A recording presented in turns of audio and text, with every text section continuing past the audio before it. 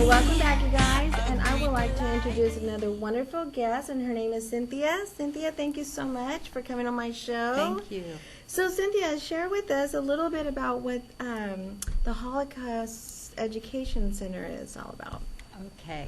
The California Holocaust Education and Resource Center is a brand new nonprofit here in Visalia, California. I'm the executive director. Okay.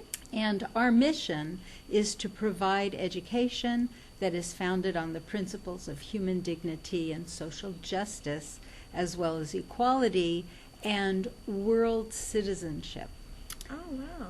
So our first goal is to establish a Holocaust teaching trunk loaner program. This is an example of one of the trunks. Isn't that wonderful? Yeah. And it's got a lot of stuff in there. It has all the materials necessary to help teachers have everything on hand, have a curriculum notebook, as well as numerous lesson plans, books, DVDs, maps, artifacts, Wow.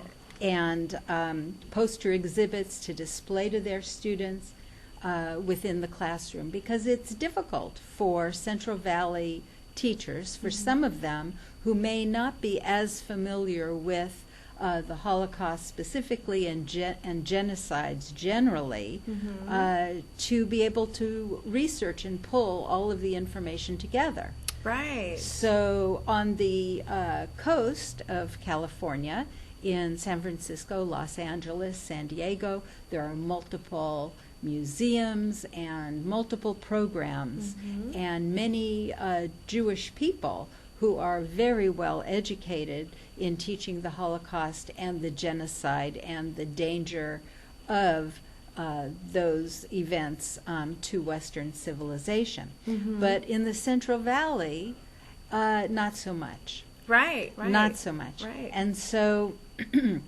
this program will make it easy for teachers between 5th and 12th grade. So we have an elementary trunk, a middle school trunk, and a senior high school trunk, and they come with the respective curriculum notebooks that has all the lesson plans and multiple approaches to teaching about social justice through the lessons of the Holocaust and other genocides. Right. Yeah, that's So- really neat. And we're out in Visalia. We're at 114 South Stevenson in Visalia 93291. Okay. And our phone number is 559-308-1333. Okay. We are looking for donations Okay. in order to fund the purchase of the materials that go inside our trunks. This is tax deductible. We are a nonprofit. Okay. And in the future, we are looking to speak to community organizations and groups and show our materials and why this would be beneficial to not only the teachers, but the students. Right.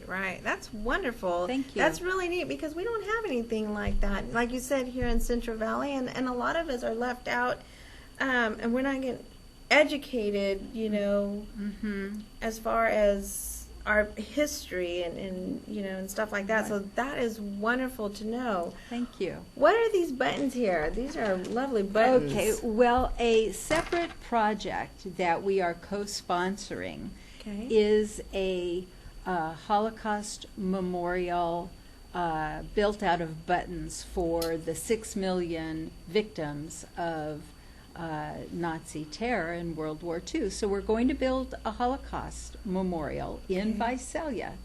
And this is one example of the most recent buttons. I've been counting at home. That's about 4,500 buttons. But we actually have amassed well over 3 million buttons because we began collecting 2.5 years ago. And we have gotten buttons from multiple churches. Gateway Church, the Catholic Church in Visalia, the Universalist Church in Visalia, just multiple churches and other community groups, the senior centers, have made multiple contributions, and individual people from all over Tulare County, really all over maybe about 6 or 8 different states as well as Europe. Wow. Has sent us. There was one man in New Jersey, Alan Holzmer, I'll mention him by name, donated well over 1 million buttons. Oh my goodness. So we are collecting buttons, and we are over halfway there. Wow. Now So that- can anybody just donate buttons? Anybody and everybody. And many times we've gotten buttons from women of a certain age, my age, who have their mother's collection and their grandmother's collection, and they don't quite know what to do with them. Right. And so they feel that contributing to the Holocaust Memorial Button Project is meaningful and is a good home for their family's buttons. Right. And I have been to homes where, some homes where I see like they keep like a jar, mayonnaise jar, and there's all these different buttons. My grandma used to have, I was like, why do you save all those buttons for? She's like, oh, in case I ever need it. Right. And I'm like, but you don't have a pair.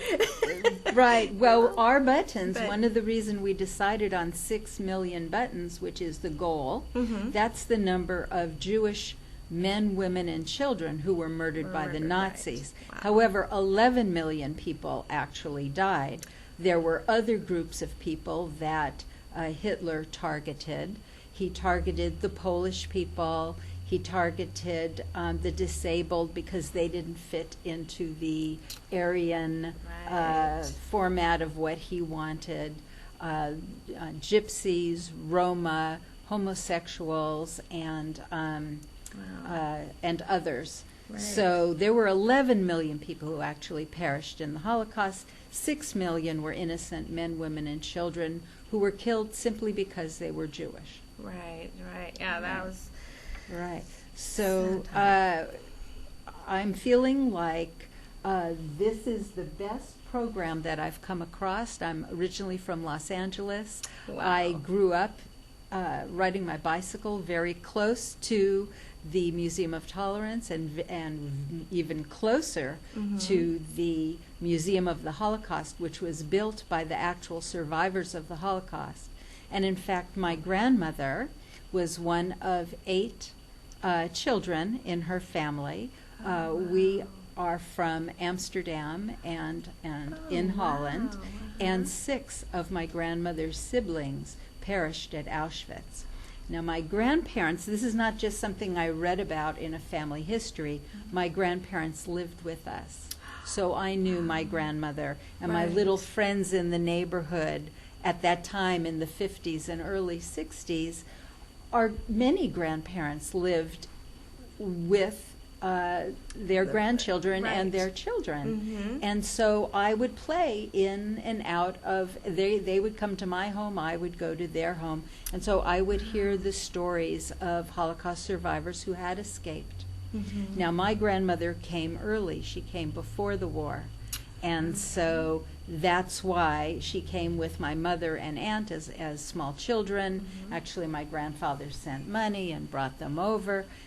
So I'm actually 3rd generation Holocaust, but 1st generation American. Oh, wow. So my little childhood friends had grandparents and parents who had survived. I met them, I heard their stories, and I think that somehow it was dormant for so long, but later in life, at this time in my life, I feel just passionate about providing education to our school system and to our students that involve social justice and equality and dignity. These are values of democracy. Yes. And so they would be very appropriate to be included in classes of history, English, drama, literature, leadership classes, psychology classes, sociology classes, because it's not enough to just understand the barbarism that goes into the mass murder of millions of people. Right. I mean, we can mentally, we can understand that. But in order to teach empathy and to teach democracy and to teach equality and social justice, that's going to take addressing the emotional maturity that's necessary to develop the capacity to be a world-class citizen. And so that's the only way to begin to appreciate the world's diversity and all the assets that are at our fingertips. Right. That, we don't need to be divided and separate from, we need to embrace. Exactly. So, we are not born feeling hate and the desire to kill people and destroy the world. But it seeps into our character through stereotypes and belittling jokes that go unchallenged. Right. And then that rises to acts of prejudice and exclusion and ridicule. And then pretty soon it becomes hardened into housing discrimination and job discrimination. You're right. And, educational discrimination and terrible forms of oppression. Right. And it's really sad, too. I mean, how it just, our ways of thinking it creates crime, it creates violence, it's destructive. Yes. And it's destructive to the character of our most precious assets, our children. Mm-hmm. So one of the ways that we are introducing the California Holocaust Education and Resource Center is that we are bringing a scholar and artist in residence from New York at the end of February. Her name is Susan Stein. Yeah, I was going to ask you, you guys were, who were you bringing? Yes, Susan Stein has written a play called Etty, E-T-T-Y, and it is a one-woman play, and she has developed it from the original letters of a woman who was a Dutch